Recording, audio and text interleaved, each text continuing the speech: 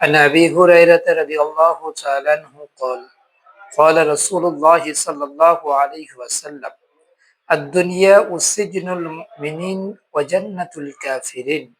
হযরত আবু হুরায়রা রাদিয়াল্লাহু তাআলা আনহু থেকে বর্ণিত, নবী পাক সাল্লাল্লাহু আলাইহি ওয়াসাল্লাম বলেন যে দুনিয়াটা মুমিনদের জন্য জেলখানা এবং কাফিরদের জন্য জান্নাত। অর্থাৎ আমরা যখন যে সমস্ত ঈমানদার মুমিন যারা, তারা যখন টেনশনে পড়ে, কোনো বিপদ বা কোনো মুসিবত আসে, সেই সময় তাকে ভাবা দরকার যে যখন বিপদগুলো আমার যত করিব আসবে, আমার যত সন্নিকট আসবে, তখন আমাকে একটু চিন্তা করতে হবে যে দুনিয়াটা মুমিনের জন্য জেলখানা। অর্থাৎ এই কঠিন পরিস্থিতির মাধ্যমেও আল্লাহর নিকট হওয়ার চেষ্টা করতে হবে এবং আল্লাহ পাক রব্বুল আলামিনকে স্মরণ করতে হবে।